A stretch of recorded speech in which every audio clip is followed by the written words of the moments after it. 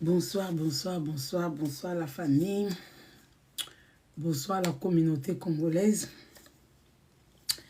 Bonsoir à toutes les personnes qui ont l'habitude. Merci pour le cœur. Merci, merci, merci. Qui ont l'habitude de suivre les analyses, les interventions de la vôtre maman Congo, autrement Djina Djofer Ramadina. Bambo Tebele, le week-end a été un peu très lourd, très chargé, rempli de fatigue. Mais le réseau social, c'est aussi un travail que quand il y a des choses à dire, ça demande à ce qu'on vienne parler, voilà. Donc, merci, merci, j'attends les tapotages. N'oubliez pas, la famille, de continuer à combattre les boutons, voilà.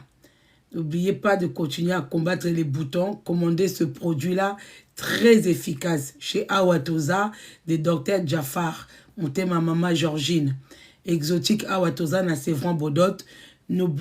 N'hésitez pas de commander ce produit-là. C'est vraiment très efficace. Très efficace pour vous qui avez des boutons, surtout sur le visage et tout. Le bouton sur le visage, n'hésitez pas de commander ce produit-là au 06 10 18 18 71. Voilà, commandez ce produit-là. Bon, comme toi, tu n'es pas intéressé ici, au revoir. Je ne sais même pas pourquoi tu es là. Voilà. C'est toi qui étais mon prof à l'école pour savoir si je suis intelligente ou si je suis bête. Tu as été mon professeur. Bon, la famille, bonsoir de partout. Merci pour les partages. Merci pour les tapotages. Nous dans un habitude dans l'obake. On peut tout faire, mais tu as ça comme information en beau kate. Tu as ça comme kate. Voilà. Mambambo qui est quand même un peu moins sujet na biso et l'autre ça là et réunir biso parce que nous sommes tous des Congolais. Voilà, juste un petit message au peuple congolais de partout et c'est que bolanda biso tout le monde a moins sortie médiatique de certaines personnes concernant la situation au pays. Batumsusu bazawana kaka avec les anciennes vidéos pour na web ça ba congolais que mboke zo kene mabe ba motivation auto pesa batu bazana ngo ba besoin te.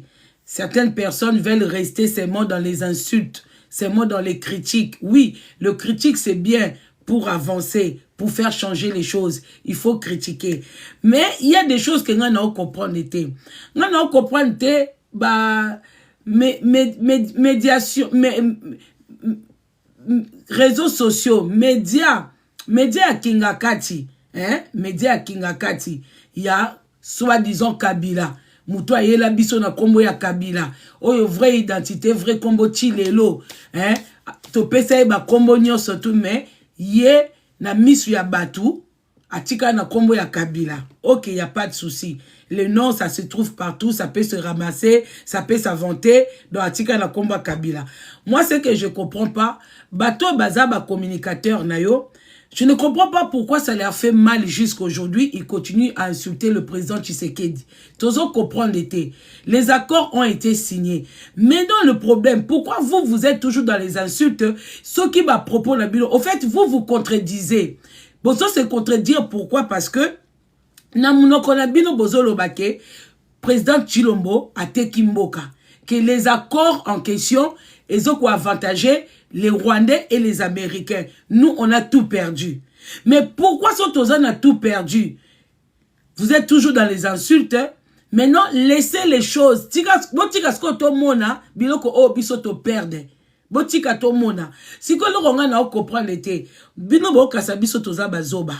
Vous, bateau tout besoin que ça là, communication pour na Kingakati. Maintenant, moi, je vous pose les questions. Surtout les deux personnes, oyo, bolia ka vraiment, bambongo, enveloppe. N'habite, bozo mon aneti moussa na bino et sili, bozo mon aneti que so bofingi chilombote, vous ne serez plus payé, vu que moussa na bino c'était d'insulter Chilombo, de faire détester Chilombo na ba peuple congolais. Yango wana, sikoyo, On est déjà à la fin, selon Bino, Tokomina Souka. Pourquoi est-ce que ceux qui Chilombo a servir maître na Bino? Parce que maître na Bino mtacha Chilombo na pouvoir. Ceux qui Chilombo a pesi ba maître na Bino. O bango balinga ki souhaita ki kozwa. Comment ça se fait que Bino boza toujours na mafinga? Comment ça se fait que boza toujours na ba insulte? Est-ce que contrat na Bino est sili ou beaucoup qui ko changer forme et à contracter? Parce que forme à liboso ezalaki que ba congolais ba mona Chilombo te kimboka. Maintenant moi la question que je me pose, à l'époque quand le vrai Kabila, parce qu'on va pas dire Kabila le père, parce que lui il n'est même pas le fils. Quand le vrai Kabila était au pouvoir, tant ayaki qu'on soit pouvoir, quand il a signé des accords avec Rwandais, tant ba Kotimboka na ba Rwandais, on a vu quand il a voulu se retourner contre Rwandais, quand il a voulu mettre fin à rompre Babiloko na bango na bakor na bango, on a vu Mbamoko Rwandais babomiye batie mutu na bango oyo babengaka le fils. Ils ont mis leurs frères, ils ont mis leurs fils à la place. Sori bokubika ka ouvrir kwei, vous allez m'énerver dans table na ba sourdine na ba faux information na bino boyaka nango wana parce que maibi makamna ekolobate ozo komenanga soke kwei yo nanga toza na biso libanda toza na bino pe na ouvrir ngote ozo comprendre bana bobande kolobe kwei yo kende imbécile ngautu boyebi bien que quand il s'agit de trucs comme ça nazalanga na manque à respect. Je vous dis déjà quand je parle du Congo dans ma cama politique, na manque à respect, alors ne venez pas me chercher. Bah là, il faisait belé. Tant babomi Kabila le père, parce qu'ils n'ont pas voulu quitter le Congo. Babomi batie moi na bango. Pourquoi à l'époque, pourquoi pendant tout ce temps que Kabila était au pouvoir, on n'a jamais entendu que Ouvir a tombé, un tel est tombé, parce que ce qui y est Kabila, il était pour nous. Ce qui Kabila a bandé pour empêcher Rwandais obtenir ce qu'il voulait. Pourquoi le combat là? Pourquoi ce massacre? C'était pas si intense. Pourquoi c'était pas si grave? Pourquoi à l'époque on n'en parlait pas autant quand il y avait Kabila? Pourquoi Kabila il bougeait pas? Kabila ou azana armée, baza bien. Bazana Babilo Konyoso. Pourquoi Kabila Fanda Kimia pendant plus de 18 ans? Pourquoi? Parce que ton moni makambo yo et ye kaka makasi tant Chilombo a eu pouvoir. Mais quand Kabila était là, nanu to fanda teko bazo goma sali boye. Nous on voulait que Kabila dégageait parce que il n'était pas congolais. Mais que pendant que lui il était au pouvoir, bande connaît Rwandais, tikaya sa afin de sa pouvoir na kitoko parce que il a donné tout ce qu'il voulait. Abandaki ko accepter ba korwana atikela bango tamba se servir comme il voulait. Yango tomona ba fanda tranquille. On n'a jamais vu que quand il y avait Kabila au pouvoir, on n'a jamais eu guerre contre Rwanda et Congo. Massacre Bouenaboué. Parce que ça mutuna bango. Si que bino botika biso, to critiquer Chilombo, to finga Chilombo. Mais makambo ye makasi tant Chilombo ye. Ezo la kisake Chilombo babiloko akuta na pouvoir, il n'était pas d'accord. Yango wana na prise ya pouvoir ya Chilombo avec Kabila, ça ne marchait toujours pas. Ça ne marchait toujours pas. Vous n'allez plus nous aveugler.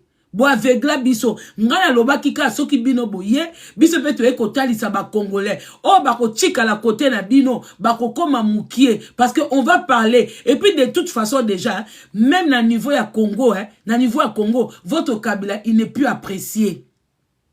Tu comprends déjà. Si quand lelo bozo lobake, bakor wana ezoko avantager bango. Pourquoi ils continuent à nous attaquer alors? Tant bozo na ba live bozo ko sabatu ouvrir à tomber. S'ils ont trouvé ils ont signé des accords que chacun a obtenu ce qu'il voulait. Pourquoi? Parce que nangaza mutu na bango, M23 baza batu na bango. Alors, si les accords, parce que tout ce qui est la paix dans le monde, ba pays surtout e bunda et sengaka ba pays ya makasi ba ko soutenir bango pour ba trouver intérêt d'attente. Même la France pour trouver la paix et sengaki ba américain ba anglais. Même Autriche au Monaka à l'époque quand il y avait la guerre Autriche machin tout et sengaki même ba anglais pour ba trouver ba bazala na paix avec les Vikings et sengaki ba tu ba fandisa bango. Na ba bomonaki dernièrement même Russie et Ukraine. Et zo senga kaka ba fandisa bango. Alors ne pensez pas que si aujourd'hui les gens cherchent la paix ou intérêt d'attente entre le Rwanda et le Congo, que ça fait de Tshilombo un président bête ou un président faible. On cherche toujours. Bongo Ukraine et l'équipe bisot. Mais zo ke luka ba compromis kunati. Ukraine et puis baza plus développé que biso. To l'équipe bongo peut-être na ba minerai mais baza plus développé. Bango kout bazo bunda, bango pe bazo bunda, mais bake ko luka ba français, bake ko luka ba anglais, ils sont en train de négocier pour ba luka ba intérêt d'attente. Partout dans le monde c'est comme ça. Partout dans le monde, même en Afrique du Sud, il y a eu des gens qui sont venus pour chercher la paix. Même comment ça s'appelle, Mandela ou les autres, ils sont partis chercher ba négociateur bateau pour ba kimia. Ça existe. Alors ne venez pas quoi que ça la biso soki banine. Maintenant moi je dis bolobi ke eza un avantage na bango. Alors ceux qui ont un avantage na bango et que ba kor wana totekeli bango mboka. Pourquoi ils continuent à attaquer? Pourquoi bazo kende? Ba la sabiso te que les M23 ce n'est pas le Rwandais. Tout le monde sait que le AFC les M23 ce sont les Rwandais. Alors ceux qui elok wana bango ba telemisaki, ils ont un avantage na bango. Alors pourquoi ils continuent à attaquer? Pourquoi est-ce qu'ils continuent Yakokota na Mouyibi? Pourquoi est-ce qu'ils continuent à venir tuer? Maintenant, ça veut dire que si c'est lui qui ne respecte pas les accords, c'est lui qui sera condamnable. Toko salango pendako na droiture nyonso, c'est-à-dire Kagame il mérite la prison à vie. Si c'est Kagame qui ne respecte pas les accords qui ont été signés dans un grand pays comme les États-Unis, que tout le monde est au courant, tous les présidents sont au courant, et tout le monde a vu toutes les sortes de diplomatie que le président Tshisekedi a mis en place. Parce que toza awawana moment oyoyo, si vous continuez à dire que oh Ouvir a tombé ou machin tout, cela veut dire que Kagame il ne respecte pas les accords. C'est lui qui doit être emprisonné, c'est lui qui doit être mis en prison. Parce que si tout le monde s'est bien retrouvé, quand les accords ont été signés, c'est pas lui qui s'est retrouvé avec tous les grands hommes des États-Unis. Vous avez critiqué Tshilombo. Quand Tshilombo est venu vers les Congolais pour expliquer ce qui s'est passé, vous avez acclamé Kagame, non? Bobi Bota la Tshilombo. Basilisi, yé accueilli na ba Congolais, na ba journaliste, na ba chroniqueur congolais. Kagame est parti, il est parti parler, avec tous les hommes, les plus grands hommes des États-Unis. Mais pourquoi c'est lui qui ne respecte pas? Ce qui va encore, ouais, les autres avantagés. Peuple congolais, bon, font la mise. Moutoua, soit qu'avantage n'a pas encore, moko. Aganga ka sousouté, afinga ka sousouté, il faut un bien. Mais apparemment, bango balobi, batu ya Kabila, balobi ke, bango mtu bazui avantage. Parce que quand vous parlez de Kabila, toi Kabila, il y a réseaux sociaux. Quand vous parlez de Kabila, ne parlez pas de lui tant que Congolais. Parlez de lui tant que Rwandais. Parlez de lui tant qu'un fils de Rwandais. Parlez de lui tant qu'un membre. Il y a groupe, il y a Kagame. Parce que Bongarato ressent la différence que c'est lui qui, si lui il est mieux, ce qui y a Zala qui bakor wane ko sala maté, mboke zabwete. Mais lui il était là, on nous a pas touché parce qu'il a payé sa bango. Pour y avoir qu'on servir Rwanda na nyon surtout. C'est pour ça qu'on n'a jamais vu des attaques. Si vous continuez à paniquer, vous voulez salir Tshilombo. Tellement vous manquez des arguments. Oh, Tshilombo. Na Lisette Kabange. Baza moi si na mobile, ce qui Lisette na nyango wana. Tala sika bozo me mabatu. Biso tote la bango na kimakangu na bangote. Tote la bango sur le plan. Ya Moussala. Aza mobali. Ceux qui ont dérangé dans vos première dame, ceux qui première dame ont géré bambana na C. Pourquoi bino besoin ko éclater ngo? Kasi bino to yaki na dossier moko awa, mutu moko mélangeara musala na bolingo. Bokote la kieti.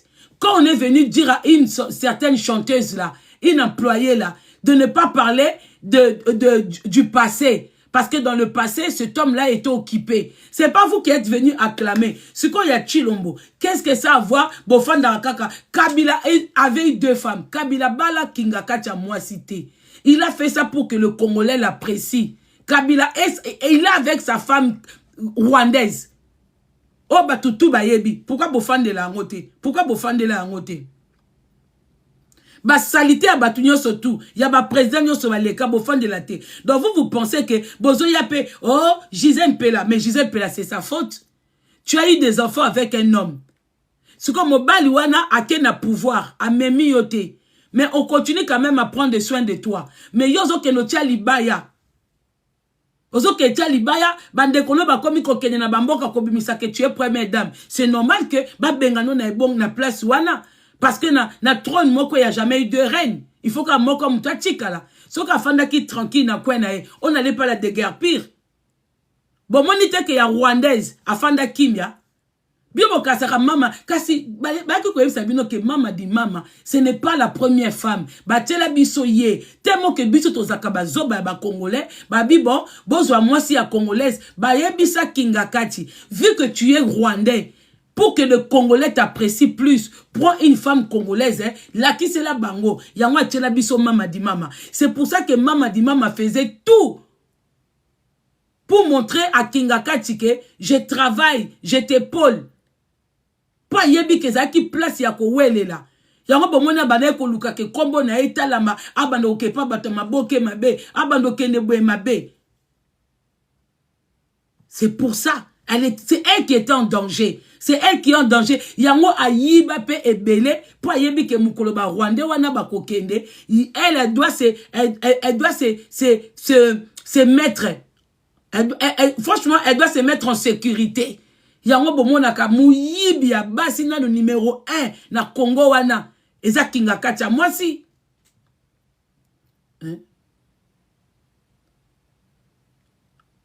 Gabio Bokasa loko ya tofana 18 ans na usurpateur ya kombo ya papa ya batuana. Nde ba Rwandais baza yiba même plus.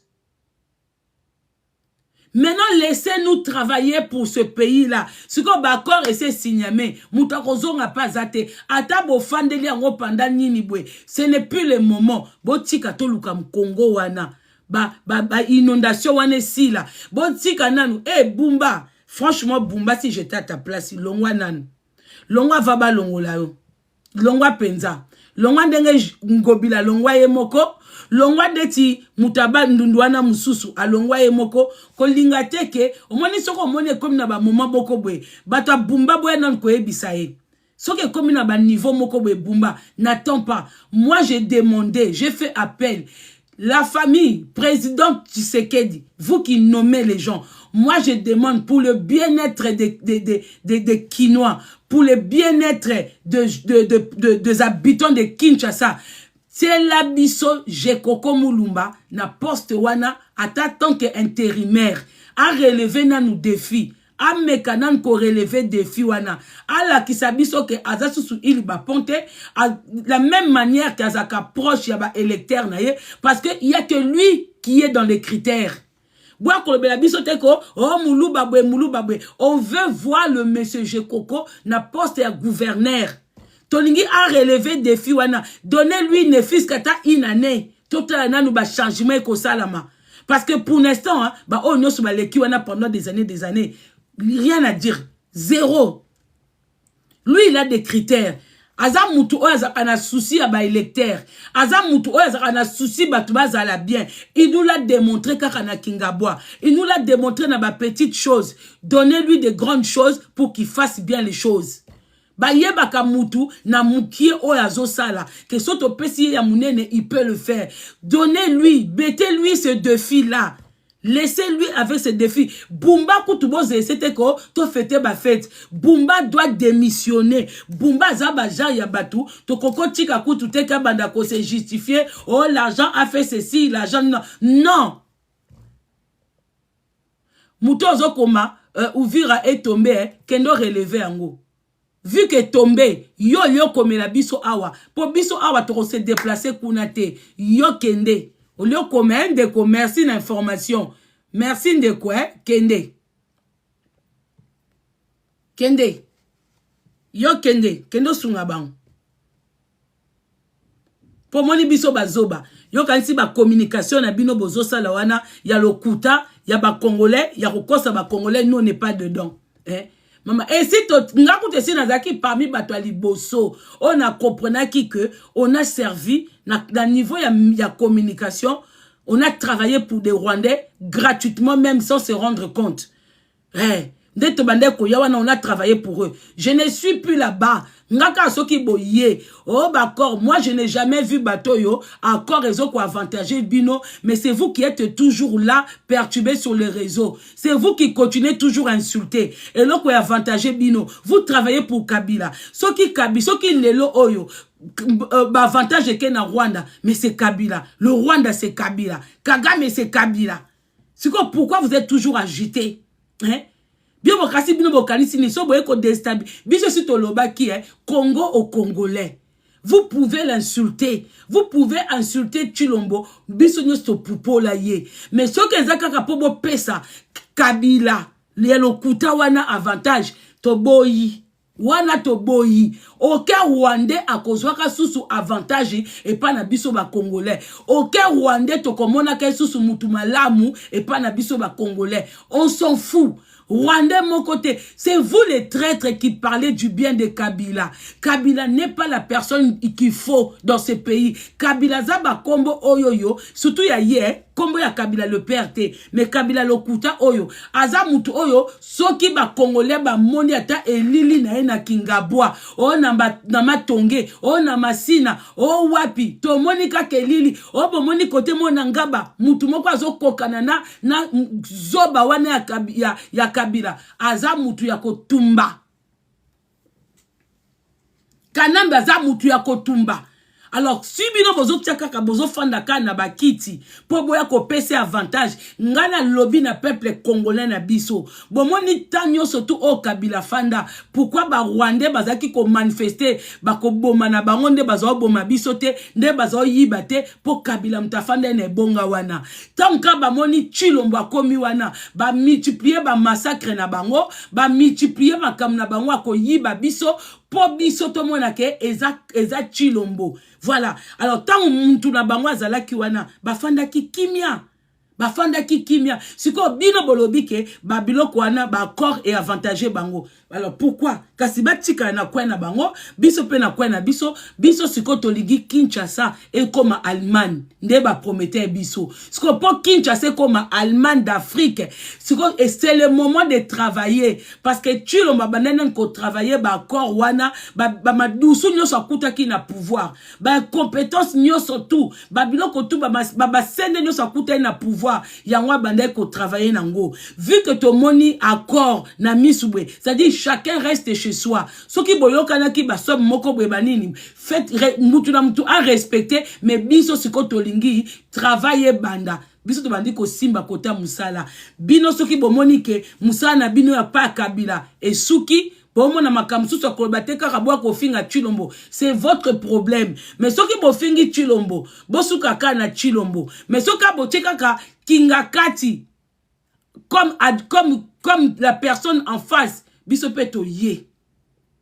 Mutu nyonso ako finga Chilombo, finga ye da makambo eleka na mboka na biso. Ko tchela e adversaire teke Kabila. Kabila n'est plus l'adversaire de Chilombo.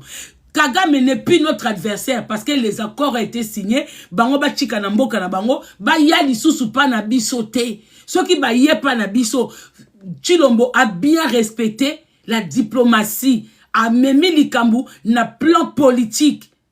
A memi ango pena na ndenga politique. Vu que tozaki na ba armée a kobundisa bango te. Tozaki bien armé te. Donc il a ramené ça na terrain ya diplomatie politique. Maintenant et aboutir moi na fanda na kwena yo. Nous maintenant on va se concentrer na que il nous a promis l'Allemagne d'Afrique. On veut voir cette Allemagne-là. Si on biso poto mon Allemagne, wana, tolingi d'abord, to commencer d'abord na Kinshasa, Bumba Longwa. Ce qui est sûr, hein, moi, nous, personnellement, peu de personnes, on veut voir M. Jekoko. Ne venez même pas me dire, maman, quand on a Kambonga Jekoko, et si Nabi Sabino, Azan Mbongo Kabate, il n'est pas là non plus pour Kaba. Parce que si Jekoko abanda ki ko somba batu, po ba kolobelae, depuis longtemps, benga bomo na un plan médiatique, batu benga ba kolobelae. Bomo na batu ba lobela kete. Parce qu'il n'a pas l'argent. J'ai quoi ça moutoué a préféré mbonga pesa bino a pesa nae batuna kingabwa a tonga moi lokone na kingabwa. Vous pouvez demander à beaucoup de gens na niveau médiatique na nini ba sabino que j'ai quoi kabakate. J'ai quoi so azana mbongo, il va préférer que ça la plaisir na bana kingabwa. Yango to lobby vu que il a porté là, il est le seul oyo a portaka amour na ba électeur na ye parce que la plupart y a ba sénateur, ba plupart y a ba député, il y a plupart ba ne boza mité mababe parce que une fois que vous avez ce que vous obtenez, c'est que le peuple a pesibino boki maka, vous déménagez. Même la plupart y a ba député, soka ba voter bino, vous n'habitez même pas là où vous a voté. Alors que normalement ils ont interdit. Tolingi mboka na biso pe koma bongo. Awa na poto, il faut fanda sika batu ba vota kayo. Toko senga pe na mukonji. Babiloko wana to banda ko changer ngon ndambu ndambu. Jekoko est parmi le seul. Mutu oyo, il est proche ya ba électeur na ye. C'est-à-dire à n'importe quelle heure, ndenge bango bakenda koluka ba voix, ndenge ba latisaka batu ba polo. C'est-à-dire que yepe na retour, soki ba électeur na ye ba na besoin na ye, bakenda bete les portes, ba ebisika ba komona ye na vite. Et ete ko ba rendez-vous au audience pour ba mona mutu sali 6 mois. Non, ye na Kingabwa, soko tcheli kona Kingabwa, otuni monsieur Jekoko habite où? Eza touté ba na moi na 5 ans à collection d'Akune. Mais ba député Moussousou, ba sénateur ba tubose belé. Ce qui va dire que Lukasika bofanda kato yebite, bo déménager. C'est pour ça que on demande Bumba koyoka zala mobali. N'attends pas que ba bengana yo. Démissionne. Fais comme Mouyibi. Ya Gobila. A yibi a kokite a kei. Pas qu'on appelle les sous-soutés. Bumba fait la même chose. Tika défi wana. Poti oye na poste wana. Tomone loko salite. Batu bazo continue ko dinda.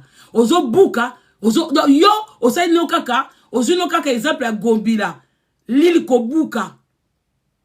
Buzoba oyo sali Olandi zoba wanda Gobila. Ndenga ki ko buka batu sans solution. Oza penza mutoyo, batu balingi yote Bumba. Rien à voir avec Jekoko, on ne t'aime pas. Na Kinshasa to monyo ko oza lili bapongi. En plus ngelo ko na comprenate oza jeune. Pourquoi oza odie fufu elali une semaine na ndaku boy. Oza jeune par rapport ya batu misusu, mais oza na forcité. Donc physiquement déjà et mon na oza mutubo sur le terrain, oza échec, oza chaotique. Oza de amuto marche à pied, ça se voit ça la marche à pied te. Yo soko tamboli kaka quelques mètres lembi. Oza na problème ya souffle. Donc moi oza charge wana gouverneur ezate. Yo za lokola ou a wutaka avant wana oza mela diamba. Pourtant diamba pesa batu makasi mais o mususu na la so akena mo gila ameli diamba abandi kolala pongi kotanga basoi. Yo za lokola o mususu yo kutu Gobila te. Gobila za ki dynamique pona ko yiba. Yoza lokola wazaki avant wazo mela diamba na mugira Bumba soki omi longoli te avant de passer na ba fête. So on doit espérer qu'Araba gardo wana. Nous on va demander au président de la République avec tout le respect. Ce qui s'est passé dans le passé, on laisse ça au passé. Dans le présent, on demande. En plus, on a le seul gouverneur au président Moko Monique oza zoba. Amoni penda ke banda ba tio wana e loko moko malonga o salite kende papa zwa poste wana yo moko loba ke non Jekoko monsieur Jekoko venez prendre to biso vraiment to souhaiter que défi wana que ça soit monsieur Jekoko qui nous relève ces défis s'il vous plaît.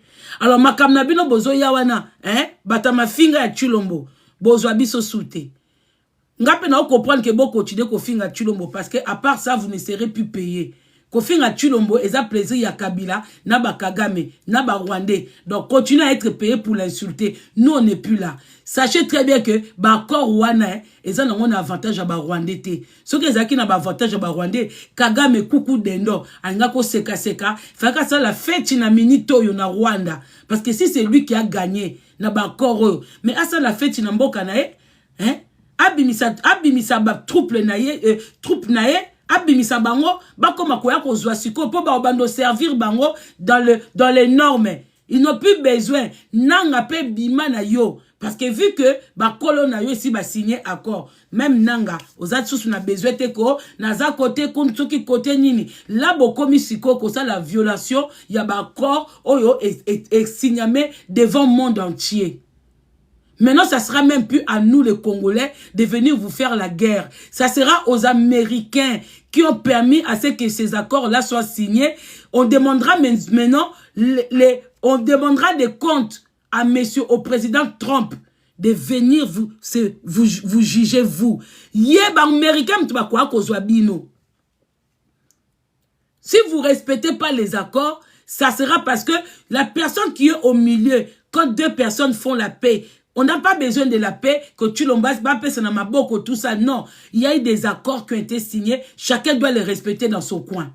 Oh, bah, pesani maboko te, oh, bah, yambanite, ils sont pas.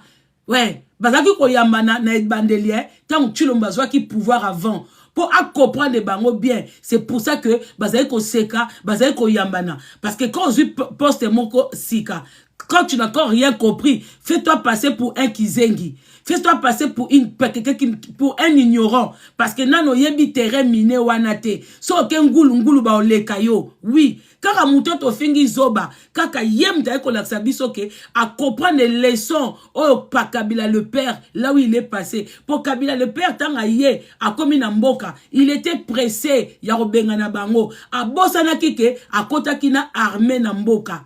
Bazak, après ça, bango ba pouvoir rebeller. Après ça, bango ba poste clé. Tant qu'il y a zo benga na bango, azo ebate ke bango mtu bazo tout autour na ye.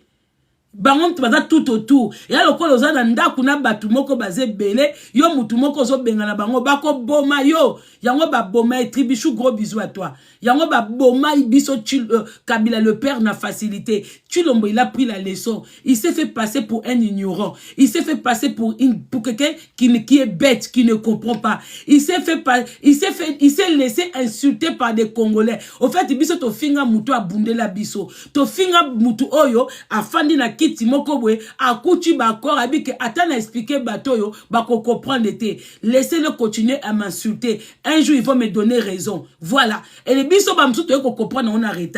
Toyebi ke boko finga biso ke ombongo. Ngasi na lobaki ata bo fingi ke mbongo. Take na bimi di banda ya mboka na ngate. Take na trahi mboka na ngate.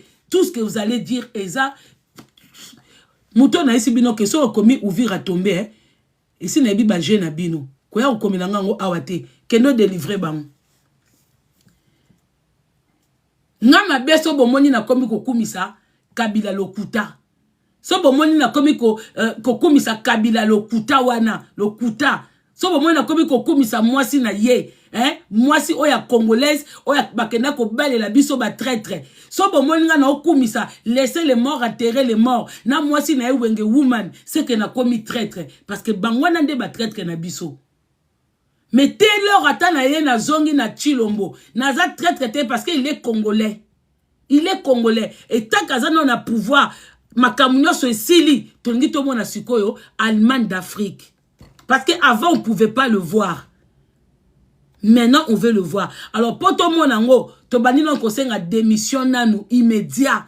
Effet immédiat ya Bumba. Dadiel Bumba Longwa. Longwa penza komi zelisate. Zala mobali. Kozelate. Au moins partout bazo lingote bazo sekayo na Kinshasa wana. Batu bazo seko ba condition na bango ba sepe na bango na yote. Longwa tika poste wana. Et so yibi pe déjà assez.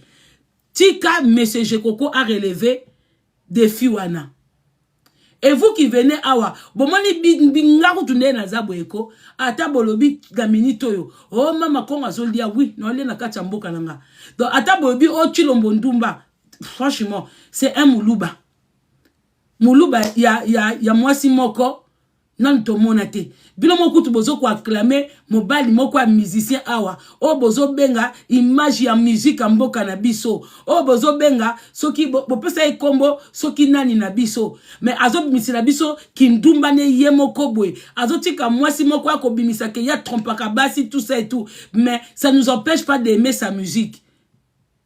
Ça nous biso ko tozo ko ebisa mwasi na ye ko beta le passé te po eza salité ezo ko honorer te au final boyeba makambo lingi te bon que n'est pas ba communicateur ya Kabila azo ba bino ke président Chilombo a Sainte Lisette a Tezemi bozo ko acclamer mais pas na biso to ebisa bino ke vie privée na bango privé tali bisoté mais on peut pas en parler na misubwe parce que ça propreté ndenge moi si na bino moko ya chanteuse ayaki awa on a 2006 to lingani na 2008 to confirmé na 10 babalinga na famille na 12 na mairie to lobi que non maman obeti faux eza bien te makambo lobi yo se contacter quand na le présent ndenge bokomi moi si na mobali le passé aux obeta wana eza propreté hein.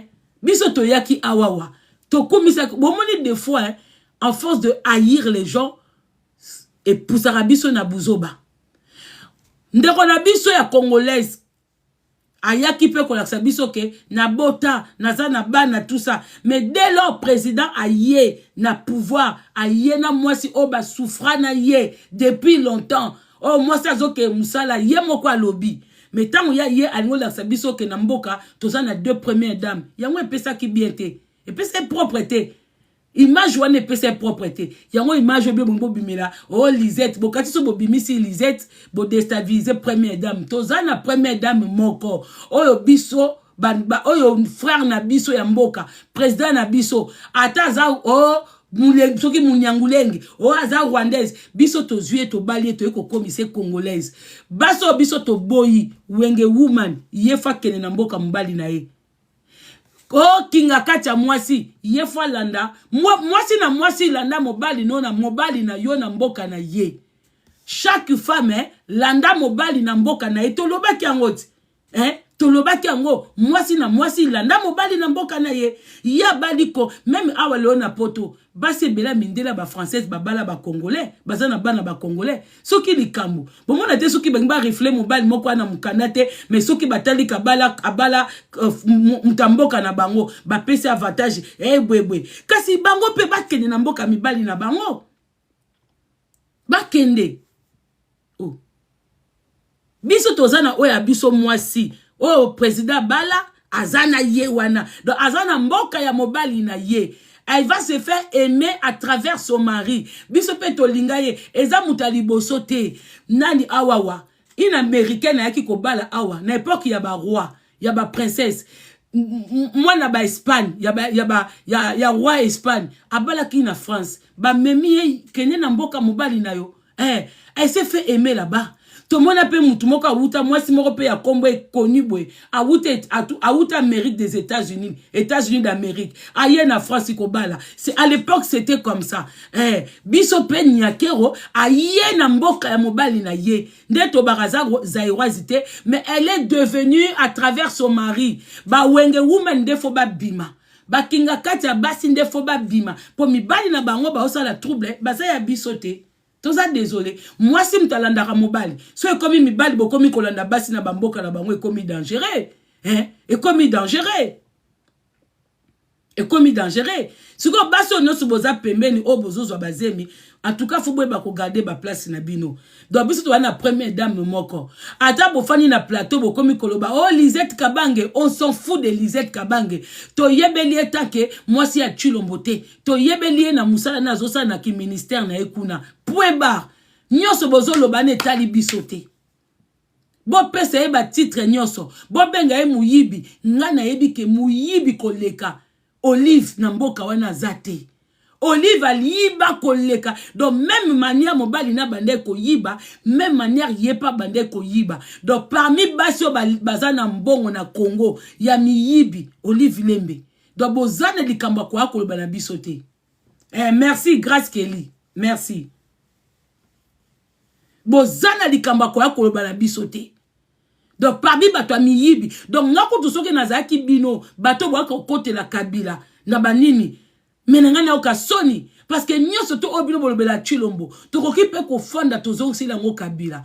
Mais toza sous nata kolobela kabila te pour abimi na mboka na biso. On ne veut plus perdre notre temps en parlant de lui. On veut maintenant se concentrer que président Tshisekedi a comme c'est la biso Congo, Allemagne d'Afrique. Ndenge il nous a promis. Biso to anatate bino ndebo continuer ko finga Chilombo po ba futa bino kuna biso pena to asusu nata ko sa ba critique te que to tchaka kiti awa to kolobela Kabila to kolobela Kagame. On a plus ce temps là, les accords ont été signés, chacun anda kunaye. Voilà, donc bino nde sikoyo bino nde mutuko botika li singo na kingo. Vous pouvez donc ba live na bino ndozakaka o Chilombo na Lisette première dame afandi tranquille na kwena ye. Afin d'être tranquille na quoi na ye. Tranquille vraiment comme il se doit. Batunyo surtout wana besi esili. Ria ya esili. Voilà. Arbitre continue na match esili. Mutu na mutu zonga. Maintenant si eux ils respectent pas, les États-Unis c'est eux-mêmes ils vont s'en occuper. Toko senga tobi binom tubo fandi saki bakor. Binom tubo sidese bakor wana. Mutu na mutu aza esika na. Siko comment binom bozo comprendre te oh accord wana za un avantage na bisote. Mais nous on est tranquille, binom bo tranquillité. Ata binom moko. Bi bangi bo ko lavele biso kinga kat. Bo lavele biso Kabila. Bo kalisi soki Kabila zaki bakor wana ngo signame. Enga ko signame te po Kabila pesa bango nyonso. Boyoki esika bo fandi. Toi bazoba na binote. Bakor wana est signamé parce que Chilombo il est venu nous défendre. Aye ko teleme la biloko ebele na kati. Tant Kabila y a le kuta zalaki bakor wana ngoko signamé te parce que il donnait au Rwandais tout ce que le Rwandais demandait. Vu que c'est son pays et ça ba frère naye, il a donné tout. Yango tozamo na makambo te. Na ba jeune bino ya ko attaquer biso bozeleka Chilombo azwa pouvoir pour bando ko multiplier ba attaque na bino na est kuna pour bolaksa ke Chilombo est incompétent. Bino ndem to bobimi incompétent parce que quand vous étiez là, on n'était pas attaqué comme ça. Donc ils ont là ça pena que ils obtenaient l'argent, ils obtenaient tout ce qu'ils voulaient na facilité, c'est pour ça qu'il y avait pas d'attaque. Parce que bazay ko obtenir nyonso. Bonne lokwa kwa prendre bisote. Ne pensez pas que bino boleki batuna mayele. Boko chika la kaka wana ba esclave ya kofinga Chilombo. Et nous on sera aussi là. Bisotoza bato balobi, il y a que des imbéciles qui ne changent pas. Nous on change d'avis dans notre propre pays. Bisoto change ka vite que toke ko koma o pona lunga Chilomba zalate, il faut que ne ko soutenir ba assassin. Je ne pourrai jamais soutenir un assassin parce que du fait que je n'aime pas Kabila. Je n'aime pas Chilombo. Nga assassin nangeza Kabila. La personne que il va jamais revenir dans notre pays eza Kabila. Voilà, on change d'avis chez nous. Sori bino bozoka soni ya kwa kokumisa Chilombo po batuba wolo labino, c'est votre problème. Awa kutu na poto to monaka, o mona penda o yazaki muta gauche. Mamoni que gauche et réfléchir bien te à ken à droite. Aussi longtemps à Tikali awa na France. Muta kolbane ma bazate. On a vu beaucoup de gens changer de camp, niveau politique. Tout le monde est batebele. Au moment où il y a cela qui boye, où il y a commis boye, tout le monde a même n'a bambo kanyos. Du moment que tu es dans ton pays, binonde échec na bino kolobake, bo préféré koutou, Kagame na Kabila, kaka pobo mona Chilombo zalate, c'est vous ba traître na biso. Quand on dit que certains Congolais sont ennemis de leurs propres frères congolais, ezabino. Pour moi, je ne pourrais jamais, côté publication mokoboe, que sous prétexte que je n'aime pas Chilombo, na loba Kabila zonga nanu en attendant que balongola nanu Chilombo, c'est koza Congolais te. Parce que biso ba Congolais, malgré to potanaka wa, tant que wuta kalibanda, to tchaka cesser le feu entre biso, to ke komba wana. O mani biso to aba peuple moko soki to za po biso to viva na molimo. Yango so bat ko tumbo la biso po molimo yango viva et ça la on dirait to wana bo posote. Congolais viva na molimo. C'est-à-dire que so bo tumbo le biso na molimo to komi eloko moko. to contre-attaquer. Ya on na réseaux sociaux ba mboke belé ba koka biso te. Ba ivoire ba la biso to beta bango mobondo. Ba malien kutu ba meka bango kutu ini journée pamba to kwesa. Camerounais kutu koloba te. Ba biso kutu ba koma ba fana na biso. Et comme ka toza mboka moko ba koma bango ba fana. Au moins na mutu pena sali live makambuka ya Kinshasa tous les jours. Bango kutu to surtout ba adversaire te. Pour ça tozo beta non batu ya kuna e bongo bango bakoma bango bafana na biso to tika bazo na bango ba sujet na biso yango biso force na biso ba congolais ngwana soka tozo kaka force ya molimo to komisa na physique mais batu ba koka biso te. Alors ceux qui yo monique il faut soutenir Kabila oyo kutu to yebesika kolate le panga famille na bango to yebite ozo comprendre maman na to yebite tata na bango ba noko batata leki allez on lobake azonga kapa longola chilombo boko mona ba vrai na ba pique me ba kufa kala ba obime poto comme comprendre. Donc yo lingi no ba bomanga kaka po sepela na ngate me bosani ke toza makila drapeau moko na mboka wana. Ce mona congolais so la raison na bongo. C'est que bino boza batu moko bo bombela biso ba identité na bino kala. Po ngai ku façon comme on a passé ata pire ennemi na ngai ya Congo. So kaka mutu ata na nzela mutu azo bundisa ze kolo mususu ngaka mukota yango. To sisi ko bundisa mutu wana to zogi na ba poste na biso binemi. Po to ozonga ngo sito. Toko zonga na ba poste na biso binemi mais dans un premier temps so kaka mutu aye ko tungisa za ya ekolo mususu to tiki na to tiena se to bundi toko bunda toka to sisi mwana pupoli mabele azu veste na binemi ezongi ka na minute wana ekozela ku teko to bando solo la toko zongisa binemi alors boya ko kosa biso na Chilombo te Chilombo ko bongsela biso Kinshasa tant que notre président mususu te tout sauf Kabila tout sauf même mutu na bino o bato bo revaka o bo moda ataku tu Kabila te bo rêver o laisser les morts enterrer les morts kamere boko zwaka te surtout nga sueda nga za kamere pe fa bima na mboka wana pour très mususu ye wana et puis Chilombo la exception que il n'est pas bête. Ndenga zana première dame ko poussa na sou pembeni ya wenge woman te. Pour un jour mobali no kolongola tata wana ayebi ba ennemi na ye. Oui, modèle a memeli biso, il nous a vraiment démontré là où bino bo trouver bête, il n'est pas bête. Oui, il n'est pas bête. Là où vous le trouvez bête, c'est quoi bino de borozanga makamba koloba. Botikali esclave à ma finga pendant que biso siko to lingi travail. Travail nezo banda sikoyo to sengi na Daniel Bumba zala mobali libérer na biso poste wana libérer biso na nebonga wana to lembi yo to kanisa ineti kendenge zo banage ya ngobila longwaki yo osala mweloko to lingi je koko mulumba a relevé biso défi wana et puis ce n'est pas d'aujourd'hui à l'époque obo chaki ngobila to lingi ka je koko na poste wana tozaki belé to senga ki je koko on ne comprend pas le monsieur il est là et loko nini ezangi sakabino ko pesa ye donc ezabino bata tout autour ne bo chaka bakal po bo yebi ke soki bo pese président de la république monsieur Chilombo ezana batu mususu bazo linga to pesa bango ba poste po musale ko sama kitoko ils veulent pas bate belé bazawana basa assembla ko linga yo bazo lingote bazo ko empêcher yo otia batu ya bien na ba poste pour musale salama pour peuple et acclamer yo ba pousa ko ka ko tshaka ba miyibi ba pousa ka ko tshaka batu moko ba incompétent pour peuple monaka ke musale zo salama te bazo pousser yo nous on demande n'importe wana gouverneur même pour une année botie la biso Jekoko a relevé défi. Tokotaleka na 6 mois que de quoi il est capable de faire. On l'a vu dans les petites choses. Être prêt, être proche de Naba Kinois. Donnez-lui ce défi-là. C'est vraiment avec une fois, président Salaba Kinois plaisir. Il est le monsieur où les peuples Kinois demandent. Na poste wana gouverneur bate belé.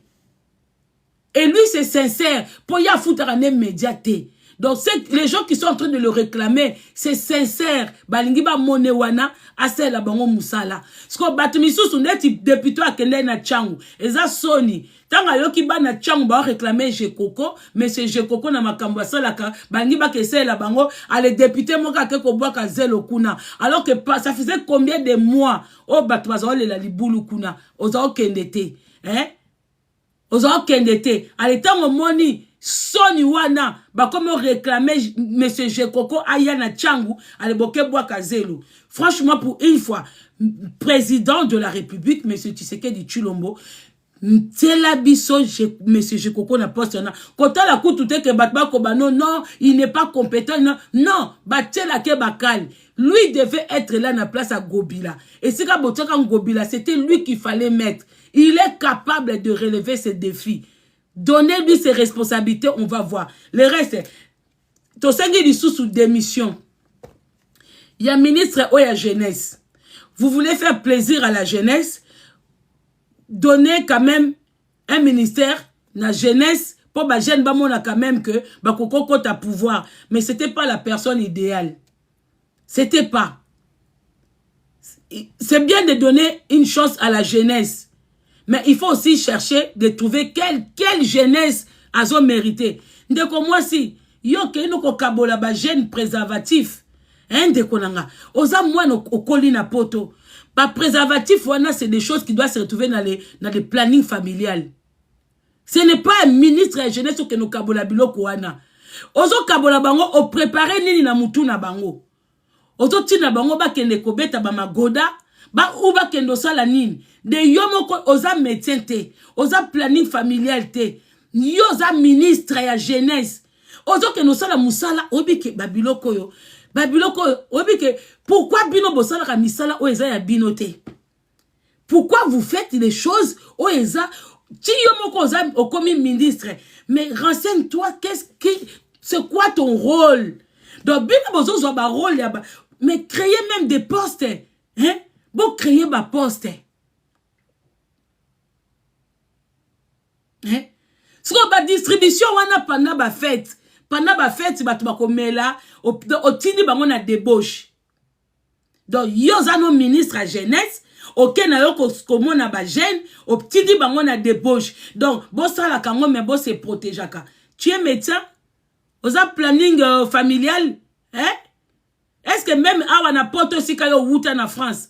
Yo so mona ministre à jeunesse a kabola ba préservatif hein pourquoi ba ça poto ngo soni hein yo lobe wuta awa o lobe tanga na créteil donc yo tozala na créteil wana o so mona ministre à jeunesse a kabola ba préservatif inani so mona kabola ba préservatif yo fanda na poto ti ba déverger yo ti yo zako kende koko yo yebisika ba préservatif ezala kate hein nazo se pena moi so yo te yo yebisika batu bazwa ba préservatif te hein oyebite yo so mona distribution ya préservatif ndenge osali wana namboka nini so mona ba distribuer ba préservatif ndenge yo saleli wana ngana kenda bandundu j'ai eu à donner des préservatifs mais na sala quoi nga fona zongisa ba image fona zo sa ba image quand je m'occupais de parce que moi j'avais une association de filles mères. Vu que nga pe na bote na 18 ans, j'avais géré une association là-bas. Na kenda bako, na kenda bandundu, na sa na kincha, j'ai des images. Ce n'est pas comme ça qu'on fait. Babilo kwa bongo, même ngato na salango, ba mibala bandundu, hein? Na bandundu ville kuna, ba mibala ba yinanga ba kanisa ki na école sa basi na bango sonine. Mais j'avais pas donné ça à n'importe qui. Et avant na salango, tout ça qui réunion, j'ai expliqué les pourquoi. J'ai expliqué, na ba papa, na ba mibali, pourquoi? Parce que j'ai trouvé qu'il y avait des femmes qui faisaient des enfants, basé na ba possibilité à beaucoup la bananate. Au moins, moi, n'a même pas na une année, maman, je suis sous zemi. Il faut qu'on prépare ba papa na mibali. Parce qu'il y a des femmes qui savent pas calculer leur période. Ba papa, ba kenda na ba unkaso ba na basi so qui en vie. C'était pour leur propre bien. Pour empêcher ba kobote belé na ba souffrance.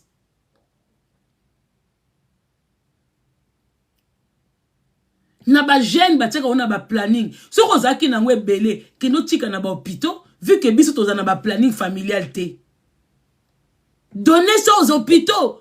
Ali yo ba jeune wana ba non mitwe doka. Makambe belé kutu bazo, ils n'ont rien retenu. Prévenez, donc vous savez bango distribution wana, ba retenir rien. Ba retenir ko tindi bango ba kesa magoda. Yonga na ba ki yo poste wana za pona yote. Ba jeune belé baza très compétent, ba on mériter ba poste wana. On va demander vraiment na président de la République d'arrêter de nommer les gens parce que papa yebani, parce que vous mangez des foufous ensemble. Bon, moi, ni poste to sengela Jekoko. Non parce qu'il yebani na président, non parce qu'il Moulouba, parce que pendant des années, il nous a démontré ici qu'il était capable. Il peut le faire. Et ça poste était que, oh, atcheka kande konaye, atcheka kamoulouba. Non. Batutu baebike, batutu o bazo senga, Jekoko na poste wana, parce que to yebi, to monaka comment il travaille. Hein?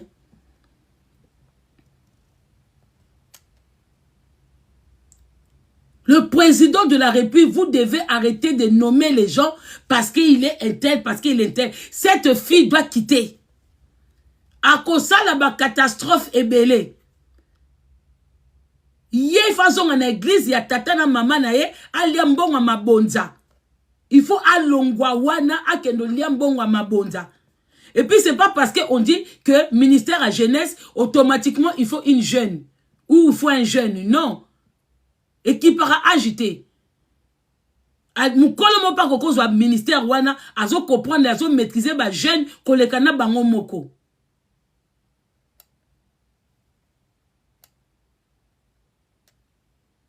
Comprenez un peu la famille. C'est de ça qu'il s'agit. Vraiment, bandeko.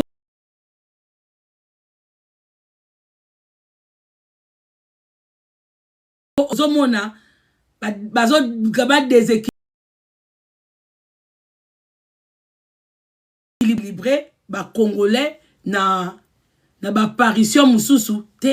On n'est plus dans les insultes. On n'est plus dans les insultes. Je comprends pas.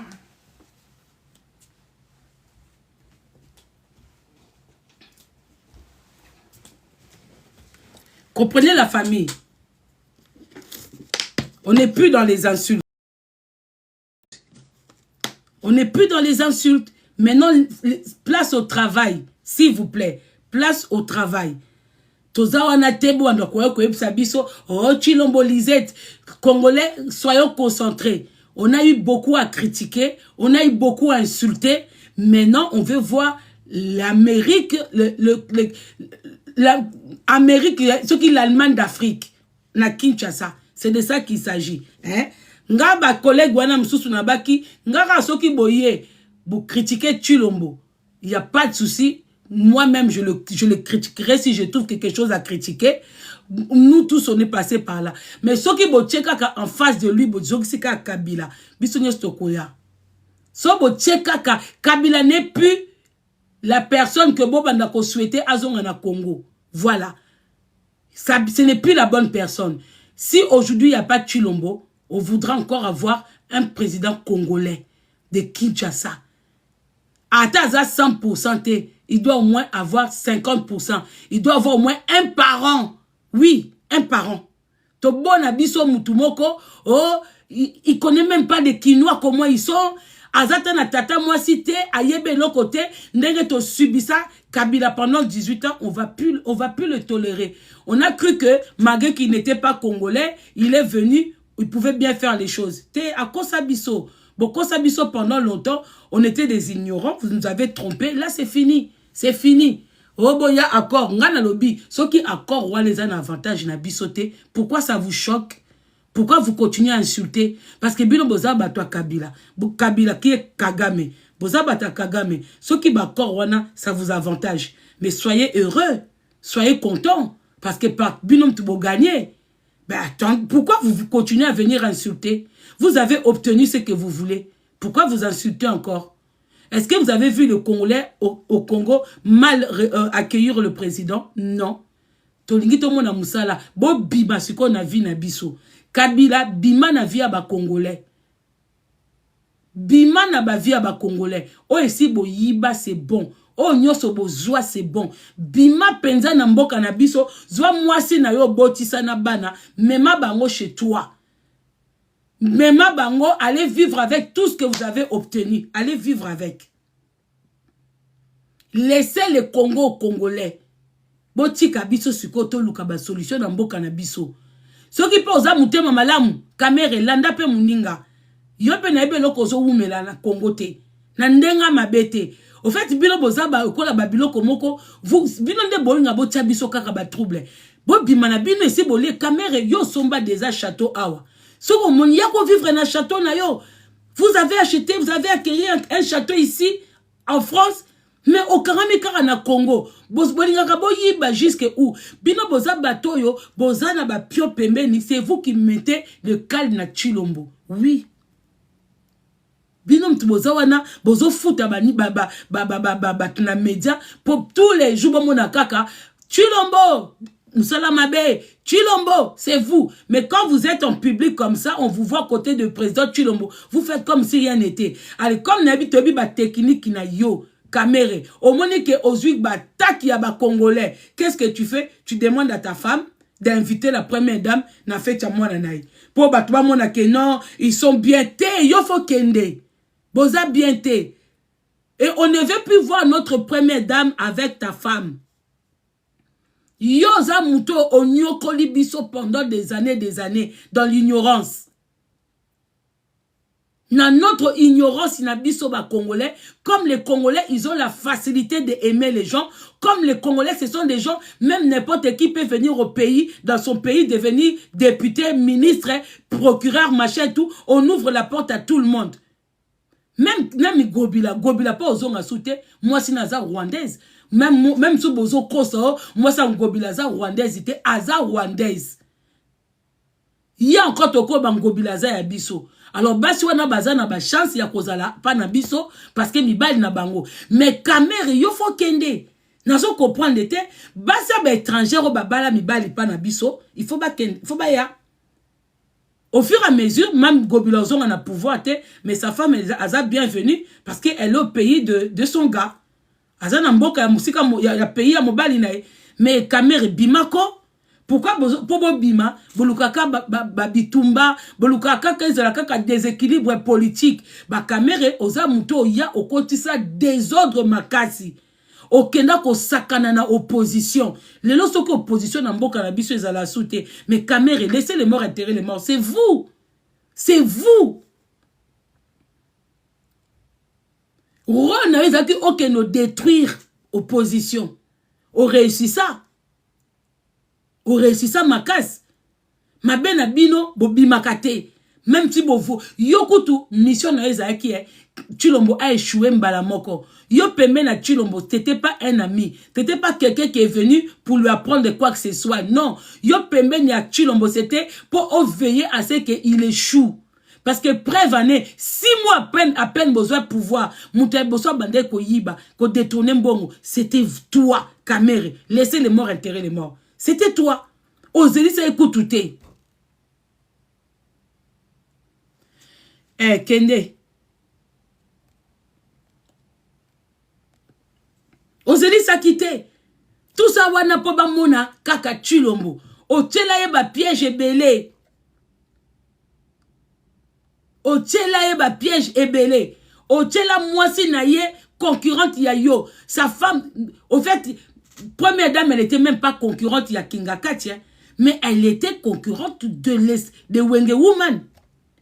Hein? Bah, apparition, tu as Wenge Woman. C'était bien calculé. Bozo qui penda couple na bido, botiango penda opposant penda ya couple présidentiel. C'était vous. Le danger penda makasi pembe na Chilombo ezaki yo. Siko lelo et si ba ndekono sa bimia kei. Yo pe bimat. Hein? Yo pe bima. Pourquoi bo bima na tranquillité te? Pourquoi bon yaka po bo bima, il faut bozo luka boy na boy. Tale lo ko cho beta si il y a pas longtemps. Ozu moi si no lobby invite la première dame. Sachant très bien que les gens allaient parler. Parce qu'elle ne doit pas se montrer dans les choses comme ça. So bozaki même Moutema Malam, quand elle est venue dans cet événement-là, il ne fallait pas filmer.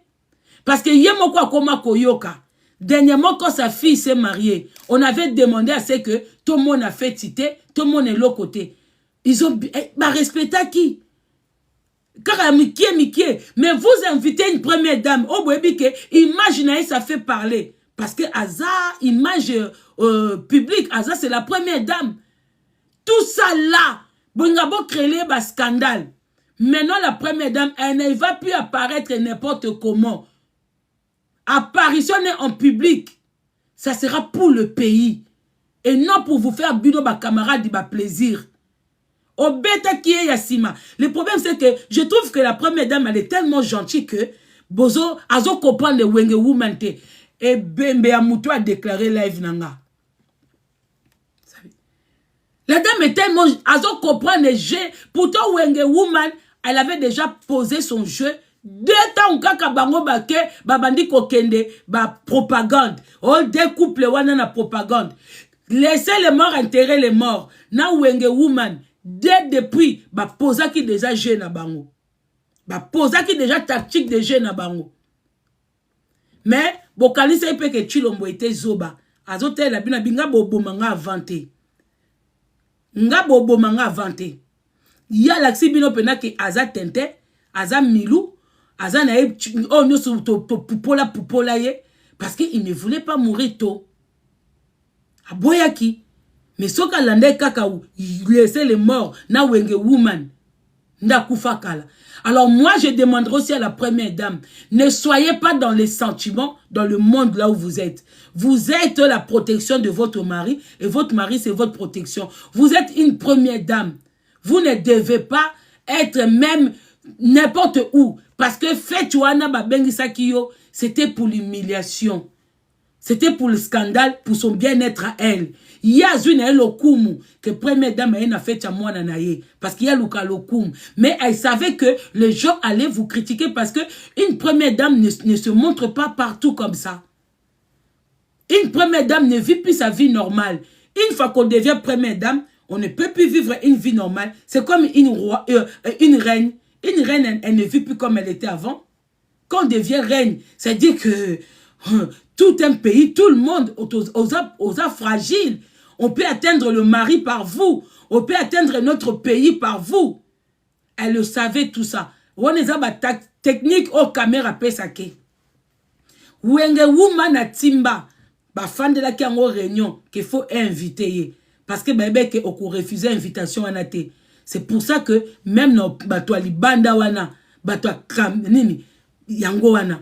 C'est normal que biloko wana za biloko ya kinga katia mwasi. Parce que kinga katia mwasi azala ki faiblesse ya mobali nete. Parce que vraiment c'est azala ki wana. C'est pour ça elle se permettait. Oui, Olive n'a jamais été une faiblesse pour le Congo.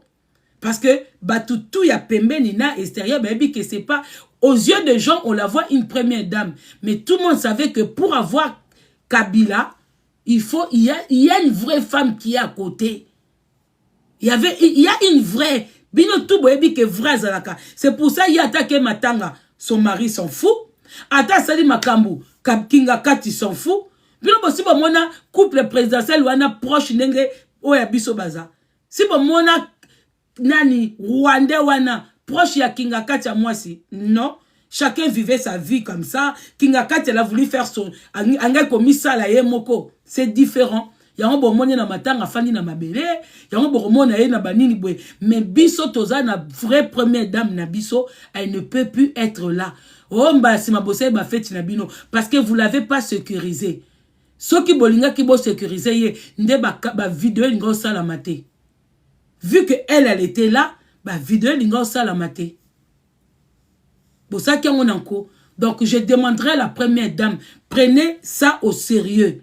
Cette dame n'est pas une bonne dame à fréquenter. La femme de laisser les morts enterrer les morts qui est camérée, c'est une vipère.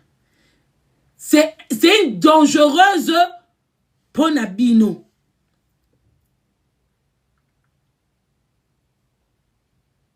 Voilà. Donc, on attend la démission de M. Bumba. Soyez un homme. Le wana poste wana. Pose à mobile. Kongate ba benganawe et ça la soni. déposer démission na yo, toko recevoir en vraiment na mutema moko akofungwa mapoto zo zelango. Les Kinois attendent que ça. Les Kinois bazo zela penza démission na yo comme il se doit. Voilà. Maintenant pour finir, avant de quitter Bino, hein, un collègue frère, grand frère que j'aime beaucoup. Vous savez, Boebi Makamba Média Oyo, quand on est fort dans son plateau, parce que Batumsous baza makasi na ba plateau na bango, hein, Batumsous baza ka makasi quand il s'agit de musiciens. Moi, j'étais un peu dessus, voilà. Il y a comme on a côté politique, hein, collègue Nabiso Mokoboué, je vais pas citer le nom. Côté politique, na moni vraiment, on dirait makasi zara na plateau, na soutane. Il faut tambola na soutane, nous on est un peu partout. Parce que côté intervention politique, na moni vraiment, dans certains niveau penza, c'est comme si même la préparation, il y a makambo qui bien été. Mais quand il s'agit de l'artiste Fally, vous avez la facilité de l'insulter. Vous avez la facilité, même pas insulter, mais de critiquer. Vous prenez vraiment bah, énergie na bino ya okeno luka. Est-ce qu'à soit qui trophée oyo? Est-ce qu'à soit qui disque oyo? Vous donnez beaucoup d'énergie. Quand il s'agit de côté musique, c'est là vraiment artiste Fally Ipupa ba énergie à makasi. Mais et comme il a makamamboka énergie zate, vous êtes là devant. Ouais, c'est vous qui avez la parole. Vous êtes là devant Mouyaya, monsieur Mouyaya. Mais j'ai pas senti cette dynamisme là que vous avez quand il s'agit de Fally Ipupa, hein? Namona ki amote, namoni voix moko affaibli, voix moko timide. C'est comme si là vous étiez intimidé par Mouyaya. Mais moi, naza désolé, hein, honorable, hein? Mais moi je peux pas être intimidé par honorable Mouyaya. Moi j'ai un Mouyaya en face de moi, mais moi je ne sais pas, hein. Peu importe, même si c'est le président, c'est le moment de vous exprimer. C'est au contraire, Babisika Bozala Kiwana. Bisika Bozala Kiwana. C'était Babisika Moko vraiment. C'était là qu'il faut vous montrer. Parce que plateau Ozananda Kunayo. Hein?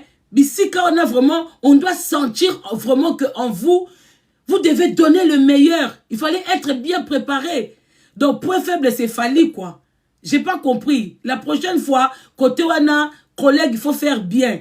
Ouais, boye beke bo aux États-Unis. Fallait être bien préparé. Nebo préparaka pour que luka information côté Fally tout ça et tout, hein. Fallait aussi montrer ça là-bas. Connais cours des grands, connais makambamboka. Et ça musique oui, mais musique c'est important oui, mais qu'on a vraiment maintenant obi que Nathalie franchement, hein, Nathalie en plusieurs fois. Je ne sais pas si vous n'avez pas l'habitude de ce genre de trucs. Parce que trop de plateaux, on est dans l'habitude, il y a discours devant les parents, devant les trucs. Parce que il faut s'entraîner aussi, hein, c'est pas facile. Des choses comme ça, quand vous êtes fort dans vos plateaux là, montoyer, c'est vous qui parlez. De temps en temps, il faut vous entraîner à faire des discours même, il y a Koloba. Aux 8 mois, 4, 5, batozo lobani, bateau dominakate, hein. Faut pas prendre les gens que vous dominez. Bon, on est pas discours. Moi, je vais remettre des vidéos où nous, on a eu à faire des campagnes à Kinshasa, là.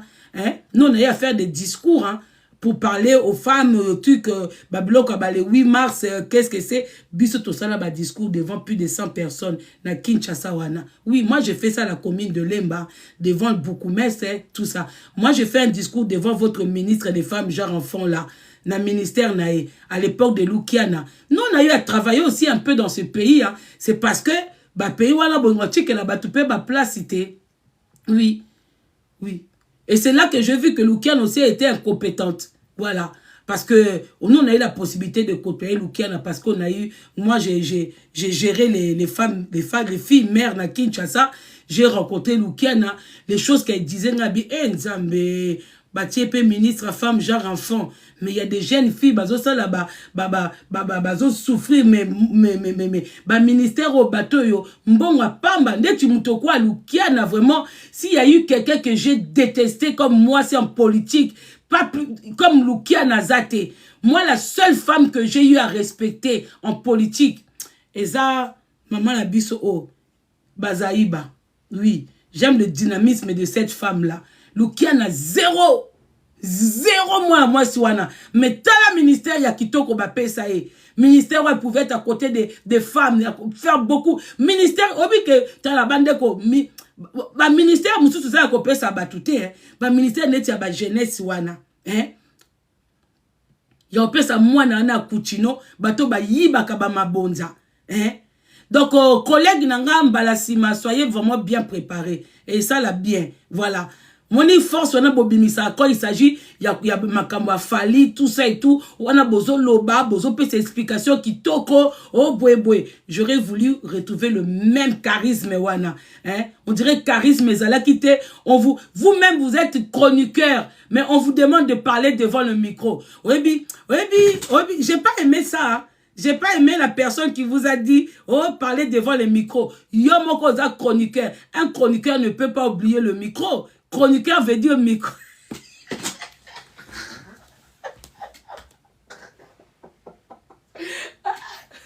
Bon, non, si tu...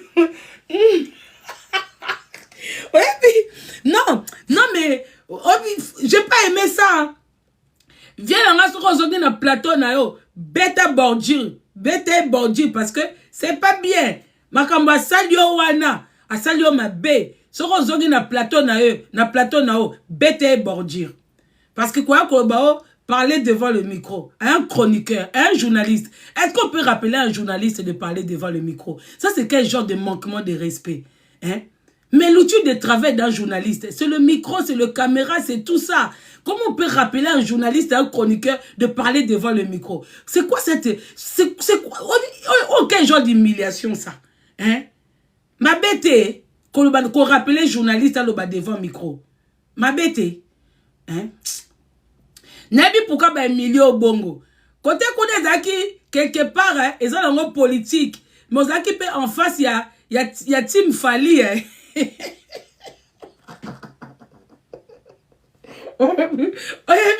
Pour Corolla za mutu ya rancune hein.